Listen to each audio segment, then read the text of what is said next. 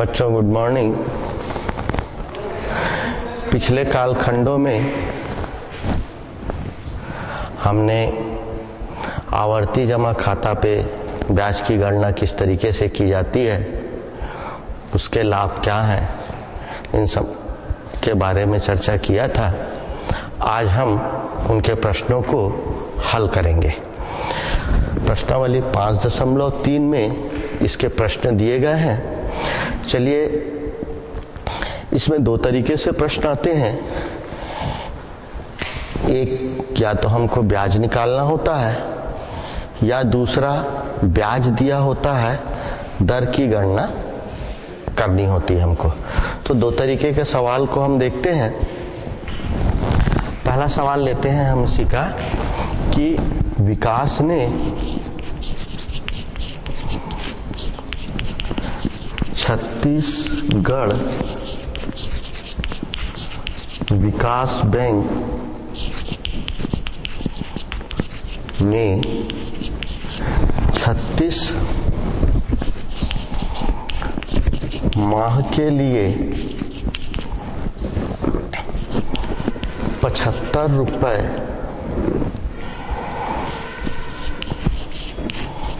प्रति माह की दर से एक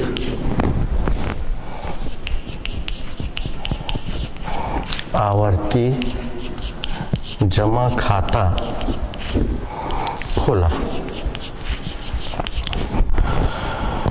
यदि ब्याज की दर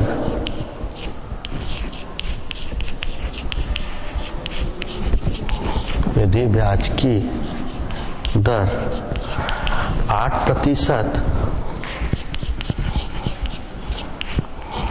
वार्षिक हो तो उसे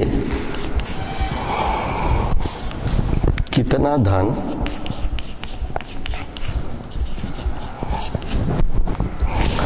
प्राप्त होगा, ये हमारा प्रश्न है। तो उसे कितना धन प्राप्त होगा कहने का मतलब ये है कि वह 36 माह में जितनी राशि जमा करता है प्लस उसका ब्याज, दोनों को मिला करके कुल जो मूलधन होता है, कुल जो मिश्रधन होता है, वो हमको ज्ञात करना है। इसमें हम सबसे पहले लिख लेते हैं हल में दिया है में समय बराबर 36 माह, दर बराबर 8% वार्षिक और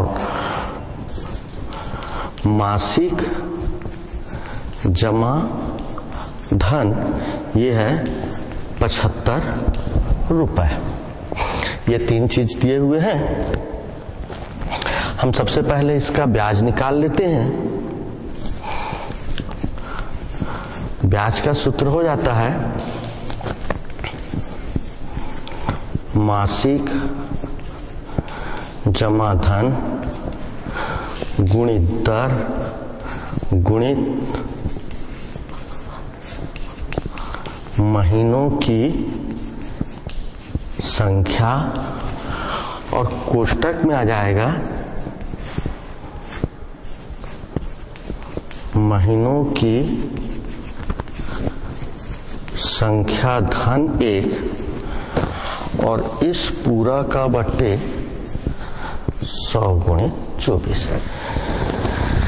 ये हमारा सूत्र हो जाता है मासिक जमा धन गुणित दर गुणित महीनों की संख्या, फिर कोष्टक में महीनों की संख्या धन 1 बटे 100 गुणित 24।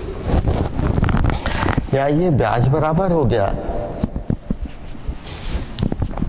मासिक जमा धन हमारा 75 रुपए है, दर 8% है, महीनों की संख्या 36 है और 36 धन 1 पूरा का बटे 100 गुणित 24। ये हो गया 75 गुणित 8 गुणित 36, 36 और 1 37 बटे 100 गुणित 24। ये लिखने के पश्चात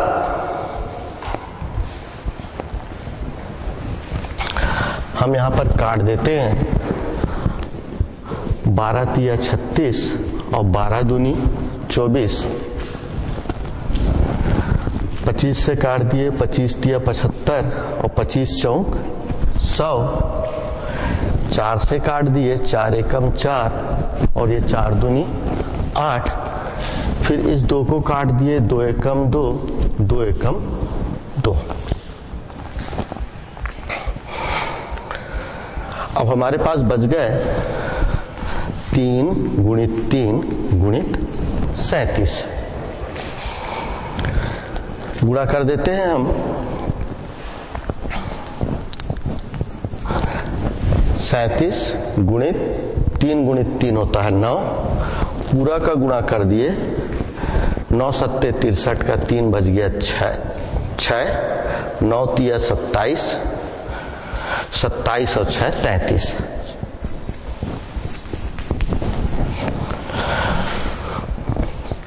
तो इस तरीके से उस आवर्ती जमा खाता में यदि हम 36 माह तक के पैसे जमा करें तो हमको 333 रुपए ब्याज प्राप्त होगा। एक बार और आप यहां पर देख सकते हो कि जो हमारा सूत्र रहता है मासिक जमा धन गुणित दर गुणित महीनों की संख्या, फिर महीनों की संख्या धन 1 बटे 100 गुणित 24। पूरे मान को रखने के पश्चात हमको उसका गुणा नहीं करना है। यदि हम गुणा करते हैं तो सवाल हमारे और कठिन हो जाते हैं। उसको लिखने के पश्चात हमको ये देखना है कि वो कौन से अंक से आसानी से कैंसिल हो जाता है। छोटे छोटे से पहाड़ा का उपयोग करते हुए हम उसको काट सकते हैं। जैसे 25 से 25 तिया 75 और ये 25 चौक 100 आसानी से कट गया। 12 से 12 दूनी 24 और 12 तिया 36 ये आसानी से कट गया। यहाँ जो 4 बचा, इस 4 से 4 एकम 4, 4 दूनी 8 ये आसानी से कट गया। अब ऊपर के 2 और यहाँ पर 2 दिख रहे हैं तो 2 एकम 2, 2 एकम 2 दोनों आपस में कट जाएंगे। हमारे पास सिर्फ क्या बच जाएगा 37 गुणित 3 गुणित 3। काटने के पश्चात जो बचे उसको हमको लिख लेना चाहिए जिससे कि गलती नहीं होती है। कोई चीज छूटा तो नहीं है यह हमको पता भी चल जाता है। और तत्पश्चात 3 तिया 9, 37 में 9 का गुणा कर दिए, 333 रुपए हमको उसका ब्याज प्राप्त हुआ। लेकिन प्रश्न में यह पूछा है हमको कि तो उसे कितना धन प्राप्त होगा। तो उसमें मूलधन भी होगा जो वो 75 रुपए करके 3 साल तक के 36 माह तक के जमा किया है। ये अभी हमारा उत्तर नहीं है। ठीक है, इसके बाद कुल प्राप्त धन लिख लेते हैं। यहीं पे हम कुल प्राप्त धन बराबर मासिक जमा धन गुणित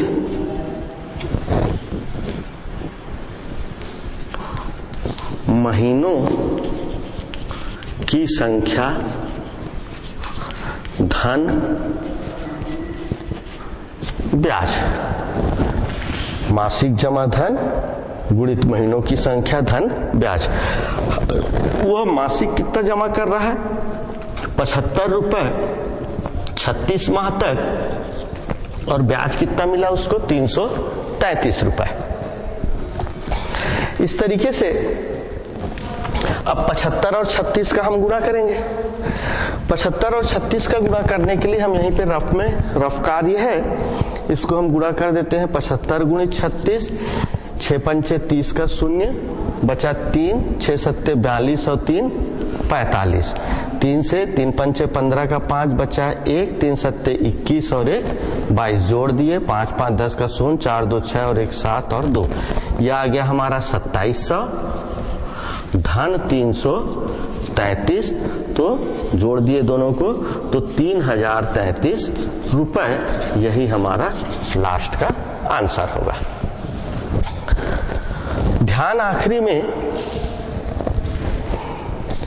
कुल धन यदि पूछ रहा है तो मासिक जमा धन को जब हम उसके महीनों की संख्या से गुणा करेंगे तब वास्तविक मूलधन निकलेगा जो वह जमा किया है, और उसके बाद उसमें जो हम पहले निकाले कितना ब्याज मिला है उस ब्याज को जोड़ देंगे तो कुल प्राप्त धन के बराबर होगा। चलिए इसको लिखिए, उसके बाद इसी से संबंधित एक दूसरा क्वेश्चन बताते हैं।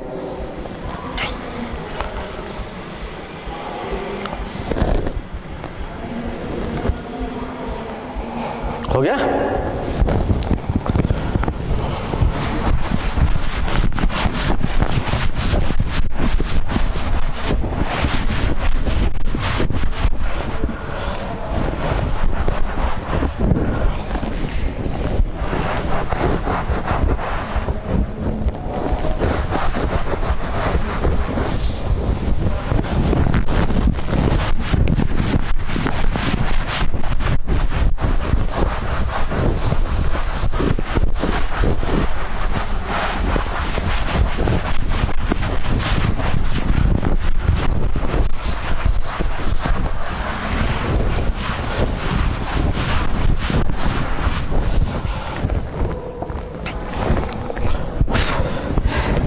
उसी में का हमारा चौथा क्वेश्चन है, उसी प्रश्नावली का चौथा क्वेश्चन हमको बोलता है कि रामकुमार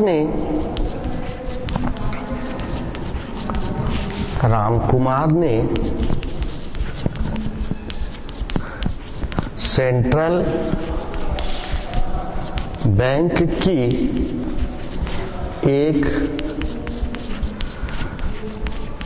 एक शाखा पर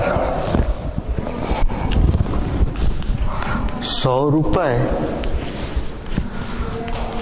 प्रति माह का 3 वर्ष के लिए आवर्ती जमा खाता खोला। कितने प्रतिशत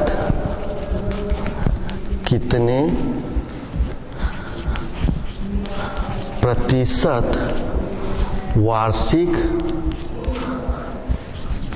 ब्याज, कितने प्रतिशत वार्षिक ब्याज की दर से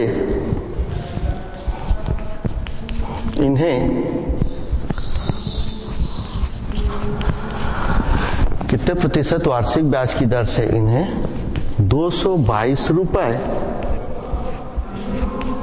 ब्याज प्राप्त होगा।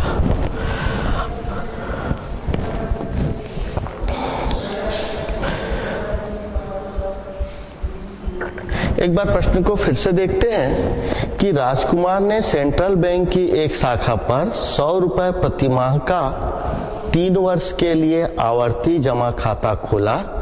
कितने प्रतिशत वार्षिक ब्याज की दर से इन्हें 222 रुपए ब्याज प्राप्त होगा। पहला जो प्रश्न था उसमें हमको ब्याज ज्ञात करना था और ब्याज ज्ञात करने के उपरांत कुल कितना धन प्राप्त होगा ये पूछा था। हमको यहाँ पर ब्याज दिया हुआ है और कितने प्रतिशत वार्षिक ब्याज की दर से पूछ रहा है, तो हमको ये बताना है कि उसको वार्षिक ब्याज दर कितना दी जा रही है ये ज्ञात करना है। समय 3 वर्ष के लिए, समय की जगह में हम ये 3 वर्ष लिख दिए और 3 वर्ष बराबर कितना होता है 36 माह। दर ये हमको ज्ञात करना है तो क्वेश्चन मार्क लगा दिए, और मासिक जमा धन 100 रुपए प्रति माह बोल रहा है तो मासिक जमा धन में भी 100 रुपए प्रति माह। हम आपको जब पहला प्रश्न बताए थे और पहले प्रश्न बताने के पश्चात जब ब्लैक बोर्ड साफ किए तो उसमें आपने देखा होगा कि कुछ कुछ चीजों को हमने नीचे का नहीं मिटाया था। नहीं मिटाने के पीछे कारण यही है, हम आपको ये बताना चाहते हैं कि सभी प्रश्न लगभग एक ही समान के रहते हैं, जो थोड़ा सा अलग रहता है उसी को हमको मिटाना पड़ता है, बाकी पूरे प्रश्न एक ही समान बनते हैं। जो एक समान है दोनों प्रश्न में उसको हमने रहने दिया था। इसमें भी हमारा वही सूत्र लगेगा, ब्याज बराबर मासिक जमा धन गुणित दर गुणित महीनों की संख्या, कोष्टक में महीनों की संख्या धन 1 बटे 100 गुणित 24। यहां पर एक चीज और दिया हुआ है कि दर से इन्हें 222 रुपए ब्याज प्राप्त होगा। तो एक चीज दिया है में और आ जाएगा हमारा, ब्याज बराबर 222 रुपए।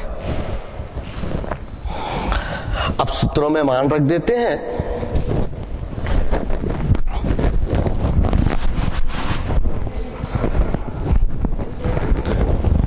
ब्याज है हमारा 222 रुपए, मासिक जमा धन है 100 रुपए, दर हमको नहीं मालूम, महीनों की संख्या है 36, तो 36 धन 1 और पूरा का बटे 100 और गुणित 24।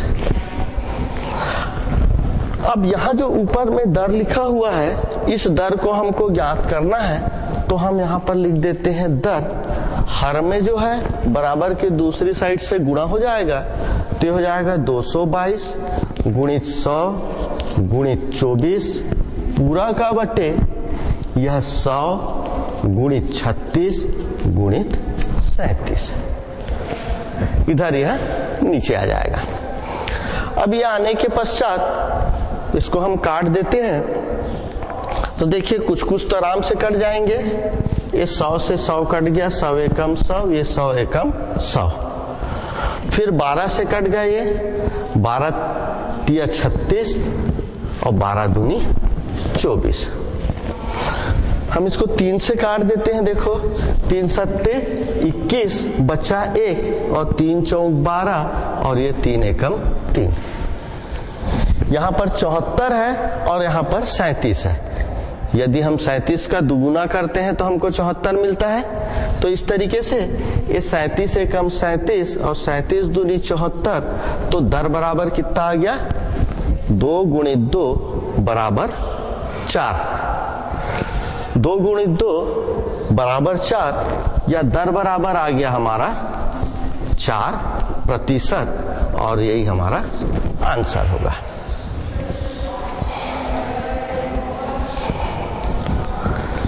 तो इस तरीके से चलिए पहले इसको लिख लीजिए आप लोग।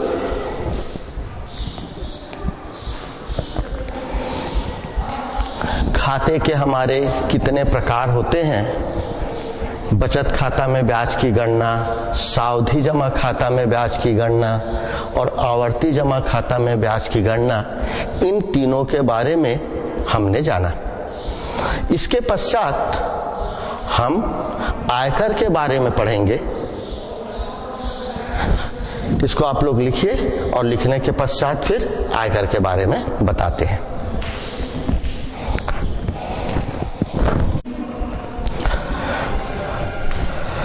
चलिए इसको लिख लिया होगा आप लोगों ने अभी तक के, तो इसको मिटा देते हैं।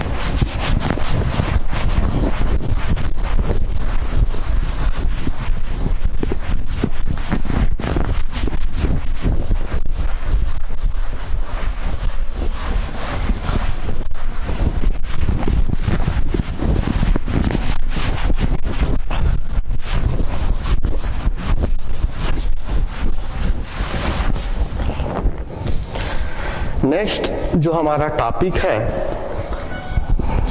इसी बैंकिंग और आयकर से ही संबंधित चैप्टर का है। तो उस अभी तक के जो हम लोग पार्ट पढ़े थे वो बैंकिंग के संबंध में पढ़े थे कि खाता किस तरीके से खुलवाते हैं, क्या क्या चीज खाता खुलवाने के लिए आवश्यकता होती है, पैसा कैसे जमा करते हैं, उसका ब्याज हमें कितना मिलता है, कैसे मिलता है, कैसे उसको ज्ञात करते हैं, इन सब के बारे में पढ़े थे। अब दूसरे हिस्से में यदि हम आते हैं कि बैंकिंग के लिए हमको पैसे की आवश्यकता होती है। स्वाभाविक है, बैंक हम जाएंगे तो पैसा जमा करने के लिए जाएंगे। जब हम बैंक पैसा जमा करने के लिए जाते हैं तो सबसे पहले दिमाग में यह आता है कि हमारे पास पैसा आएगा कहां से। ठीक है, अब पैसा आएगा, हम वेतनभोगी कर्मचारी हैं या हम किसान हैं या हम उद्योगपति हैं, जो भी है, हम काम करेंगे तब हमको पैसे की प्राप्ति होगी, चाहे किसी भी किस्म का काम हो। उस पैसे को लेकर के हम बैंक जाएंगे और पैसे को जमा करेंगे, और पैसे जमा करने के पश्चात जो हमको पैसे मिलेंगे उस पैसे से हमारी आवश्यकताओं की पूर्ति होगी। अब आप लोग जैसे यहां पर पढ़ने के लिए आए हो, सामने में बैठे हुए हो, और हम आपको बैंकिंग और आयकर के बारे में बता रहे हैं, और आपके यहां आने के लिए सरकार आपके लिए खर्च कर रही है।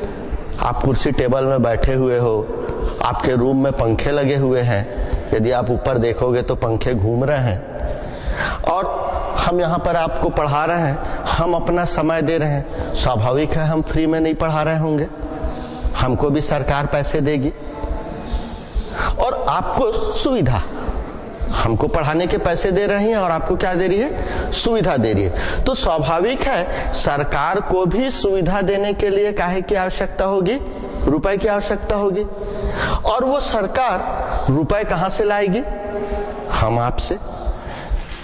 जो आप कमा रहे हो उससे वह टैक्स के रूप में रुपए लेगी। हमको जो रुपए मिल रहा है,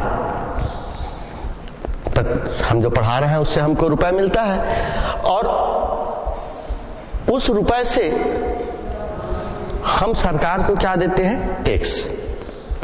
हमको पैसा मिला, हम उस पैसे का एक भाग सरकार को देते हैं, और जब सरकार को एक भाग देते हैं, एक उदाहरण है हमारा बोलना चाहिए, हमारे देश की जनसंख्या लगभग 1 अरब 25 करोड़ की है, और कल्पना करो कि यदि उसमें से 50 करोड़ लोग भी टैक्स देते होंगे तो सरकार के बाद बहुत पैसा हो जाएगा, और सरकार उस पैसे को लेकर के हमारे लिए सुविधाएं मुहैया कराती है। वो सुविधाएं कई किस्म से होती है, जैसे आप पढ़ने के लिए आ रहे हो तो आपको स्कूल चाहिए, बिल्डिंग चाहिए, पुस्तक कापी चाहिए, पढ़ाने वाले चाहिए, कई सारी चीज लगे। आपका तबीयत खराब हो जाता है, आप अस्पताल जाते हो, तो वहां पर अस्पताल के लिए डॉक्टर चाहिए, बिल्डिंग चाहिए, दवाइयां चाहिए, आपको सरकार देती है। आप कहीं ट्रेवल करते हो, गाड़ी में जाते हो, तो आने जाने के लिए साधन चाहिए, आप बस में जाते हो, ट्रेन में जाते हो, हवाई जहाज में जाते हो, उसके लिए सरकार को पैसा चाहिए। तो हम जो टैक्स देते हैं उन टैक्सों से सरकार हमारे सुविधाओं के लिए, हमारी मैंने सुविधा का ध्यान रखते हुए सब चीजों की व्यवस्था करती है। तो इसलिए यह महत्वपूर्ण हो जाता है।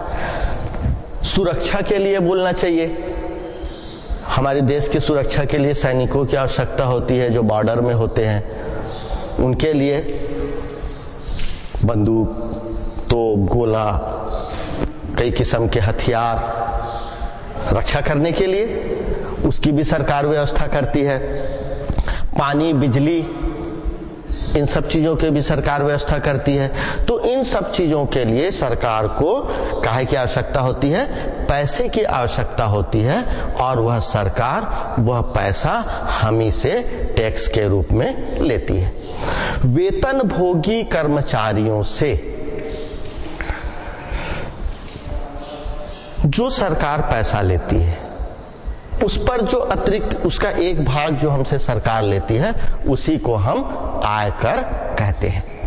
हम जो सरकार को, हम वेतनभोगी कर्मचारी हैं, हम जो सरकार को पैसे देंगे वह पैसा उसका एक रूप जो होगा वह क्या कहलाएगा? आयकर कहलाएगा।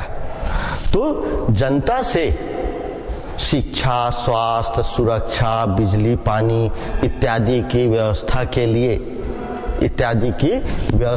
लिए सरकार जो पैसे लेती है, आयकर बोलना चाहिए, जनता से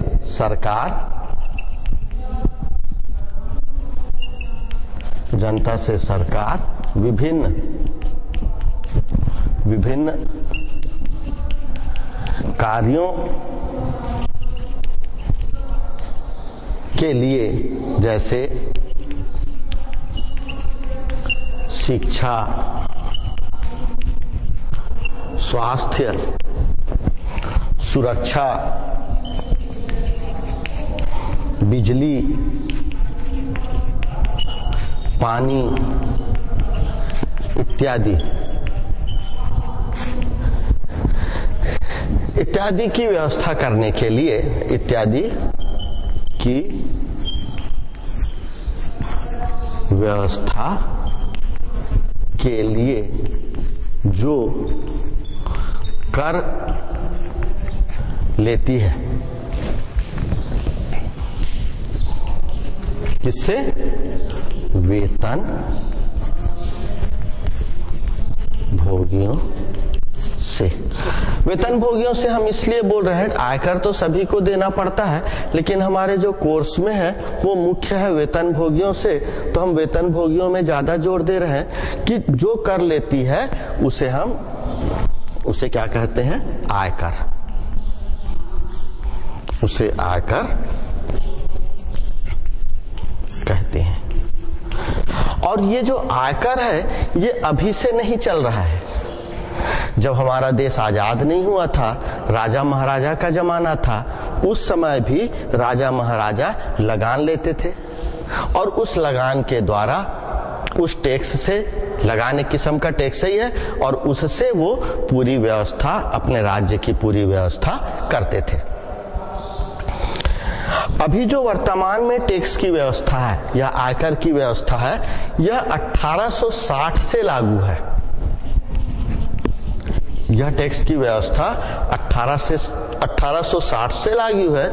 इसमें एक बार परिवर्तन 1886 में हुआ, फिर दूसरी बार परिवर्तन 1922 में हुआ, फिर पहला, दूसरा, तीसरा, चौथी बार परिवर्तन 1961 में हुआ। देश स्वतंत्र होने के पश्चात पहले अंग्रेजों के हिसाब से चलता था हमारे यहाँ टैक्स प्रणाली। जब स्वतंत्र हो गया तो 1961 में इस टैक्स प्रणाली को परिवर्तन किया गया। उसके बाद में फिर 2005 में भी टैक्स प्रणाली या टैक्स ढांचा जो है इसमें परिवर्तन किया गया। तो ये जो टैक्स प्रणाली है, ये जो आयकर है, यह आयकर केंद्रीय सरकार को दिया जाता है। या दूसरे शब्दों में हम ये बोल सकते हैं कि जो केंद्रीय सरकार होती है, समय समय पर उन टैक्स प्रणालियों में संशोधनों के द्वारा परिवर्तन करती रहती है। अब ये जो केंद्रीय सरकार है, यह कई किस्म के टैक्स लगाती है, सिर्फ आयकर ही लगाती है ऐसा नहीं है। केंद्रीय सरकार हमारे पास में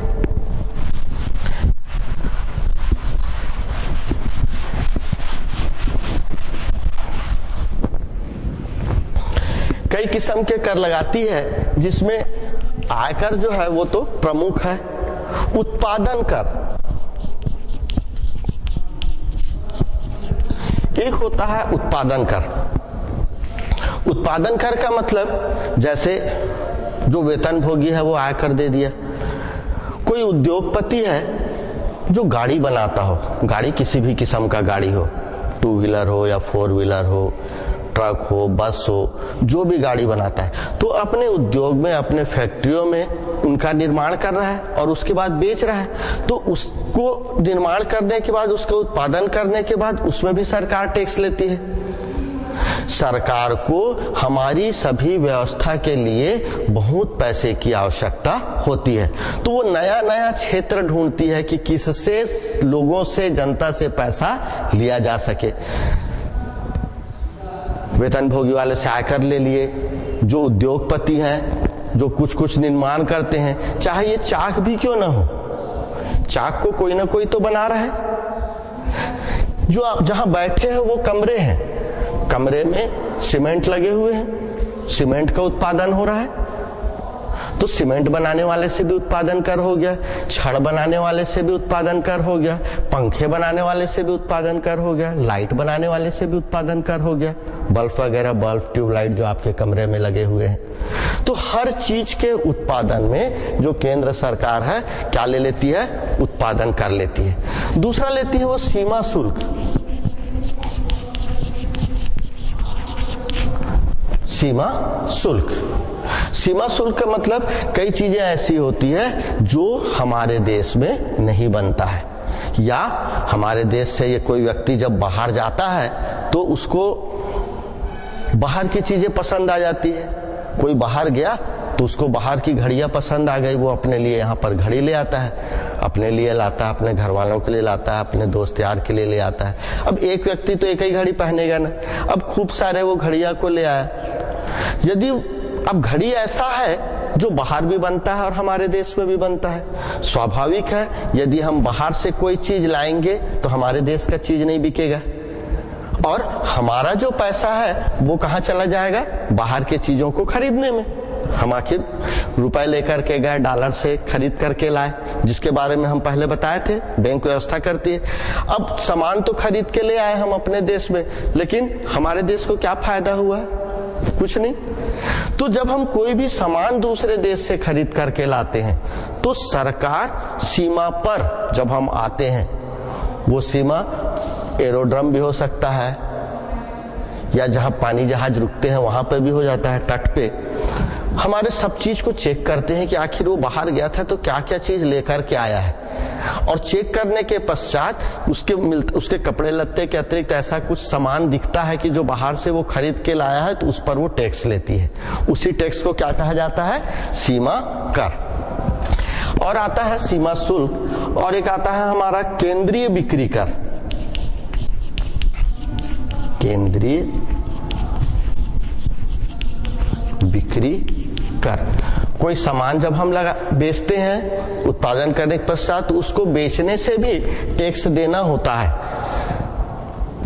सेंट्रल गवर्नमेंट या केंद्र की सरकार उस टैक्स को लेती है, इस कारण उसको केंद्रीय बिक्री कर बोलते हैं। तो इस तरीके से अलग अलग मद में आयकर, उत्पादन कर, सीमा शुल्क, केंद्रीय बिक्री कर, ये हमारी केंद्र सरकार लेती है। तब केंद्र सरकार के पास में खूब सारे रुपए होते हैं, और उन रुपयों की सहायता से फिर केंद्र सरकार हमारे लिए सभी चीजों की धीरे धीरे व्यवस्था करती है। कहीं बिल्डिंग बनाना है, कहीं रोड बनाना है, कहीं अस्पताल खोलना है, इस तरीके से। अब ये तो हो गया केंद्र सरकार के बारे में। ठीक उसी तरीके से राज्य सरकार भी, हमारी राज्य सरकार भी कुछ ये केंद्र सरकार का कर है, केंद्र सरकार। दूसरा हमारी जो राज्य सरकार है, वह राज्य सरकार भी बहुत सारे कर लगाती है। उस बहुत सारे कर में एक आता है राज्य उत्पाद शुल्क।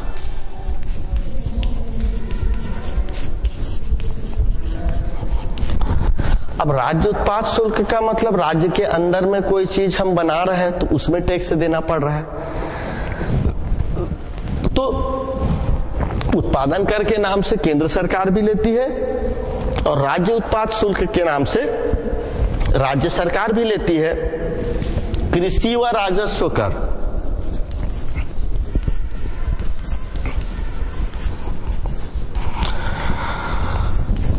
कृषि व राजस्व कर, कृषि के बड़े बड़े जो उपकरण बनते हैं उस पर जो टैक्स लगता है वो राज्य सरकार लेती है। राजस्व कर का मतलब कई बार आप देखते होंगे जमीनों की खरीदी बिक्री होती है, कोई खेत खरीदता है, कोई खेत बेचता है, तो जो खेत खरीदता है उसको टैक्स देना पड़ता है। रजिस्ट्री का रुपए बोल के बोलते हैं कि नहीं, मकान रजिस्ट्री कराना है या जमीन रजिस्ट्री कराना है तो जो रजिस्ट्री का शुल्क है उसी को हम राजस्व कर बोलते हैं। तो वो भी हमारी सरकार लेती है, राज्य सरकार लेती है। मनोरंजन कर,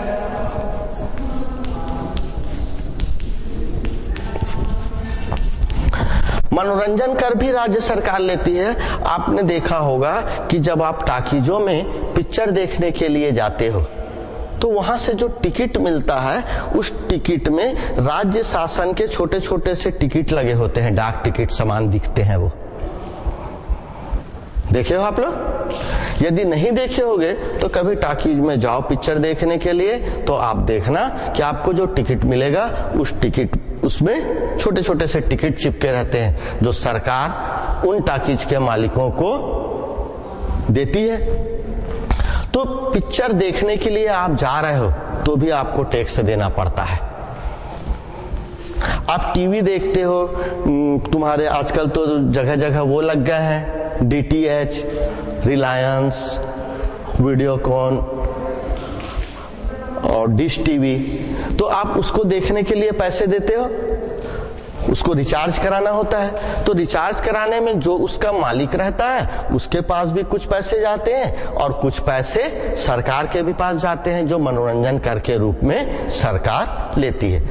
पहले केंद्र सरकार आया, फिर राज्य सरकार आया। राज्य सरकार के पश्चात स्थानीय प्रशासन,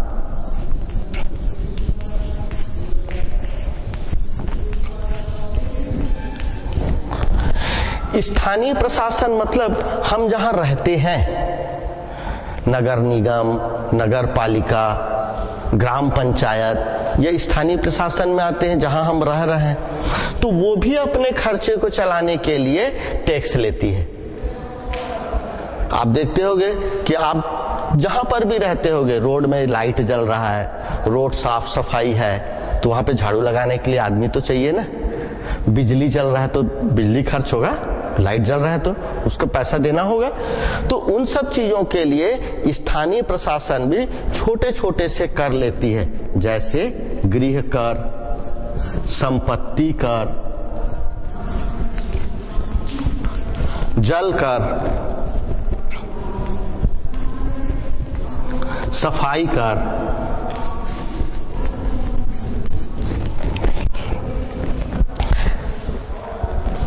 चुंगी कर। आजकल जहां तक चुंगी कर बंद हो चुका है, चुंगी कर का मतलब क्या होता है कि जब एक राज्य से दूसरे राज्य सामान जाता है, शहर को क्रॉस करके जाता है और उस शहर में कुछ सामान को उतारता है, यदि वो, तो पहले नाके हुआ करते थे, उस नाके में टैक्स देना होता था जिसको चुंगी कर कहते थे। उस चुंगी कर को वहां के स्थानीय प्रशासन, नगर पालिका या नगर निगम जो भी हो, वो अपने व्यवस्था के लिए रखते थे।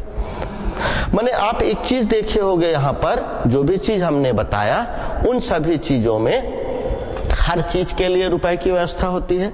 हमारा जो शासन व्यवस्था है वो 4 स्तरों में बटा हुआ है, केंद्र सरकार, फिर राज्य सरकार, फिर स्थानीय प्रशासन और सबसे छोटा आ जाता है हमारा ग्राम पंचायत। और सबको अपने अपने खर्च चलाने के लिए रुपए की आवश्यकता होती है और उस रुपए के द्वारा ही वो अपने यहाँ रहने वाले जनता की सेवा कर पाते हैं। तो ये तो हुआ हमारा टैक्स का ढांचा कि किस किस तरीके से और क्या क्या टैक्स लिया जाता है।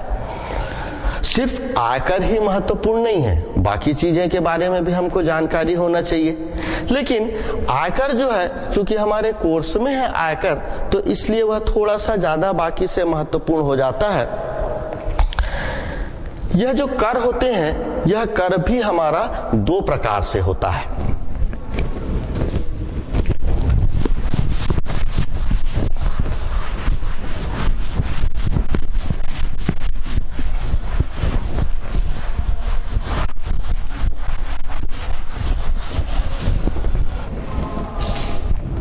अब वो जो हमारा 2 प्रकार से कर होता है, एक कर होता है प्रत्यक्ष कर।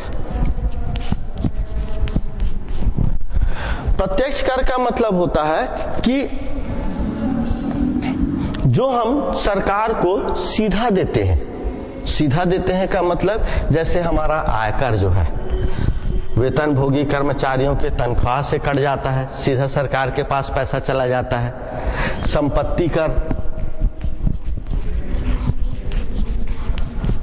राजस्व कर, सीमा शुल्क इत्यादि जो होते हैं ये हमारे प्रत्यक्ष कर होते हैं, क्योंकि इसमें से डायरेक्ट पैसे जो हैं सरकार के पास चले जाते हैं। दूसरा होता है हमारा अप्रत्यक्ष। दूसरा होता है अप्रत्यक्ष कर। अप्रत्यक्ष कर का मतलब ये है कि जो डायरेक्ट पैसा नहीं जाता वो उस तरीके से होता है जैसे उत्पाद शुल्क, सीमा शुल्क। जब हम कोई सामान लेते हैं तो वो उत्पादन जब होता है तो उत्पादन करने वाला तो उधर से सरकार को टैक्स देता है, लेकिन उसको वो हमारे से लेता है। टैक्स दिया सरकार को, और जब हम गाड़ी खरीदने के लिए गए तो गाड़ी इतनी महंगी मिलती है कि नहीं, तो वो जो टैक्स का पैसा है वो हमसे ले लिया।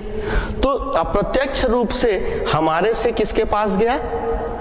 उस उद्योगपति के पास गया, और उद्योगपति किसको पटाया? सरकार को पटाया। तो इस तरीके से दो तरीके से कर होते हैं, एक प्रत्यक्ष कर और दूसरा अप्रत्यक्ष कर। अब इस प्रत्यक्ष कर में हमारे जो कोर्स में है वो है आयकर। तो नेक्स्ट कालखंड में हम इस आयकर के बारे में चर्चा करेंगे। तब तक के लिए धन्यवाद।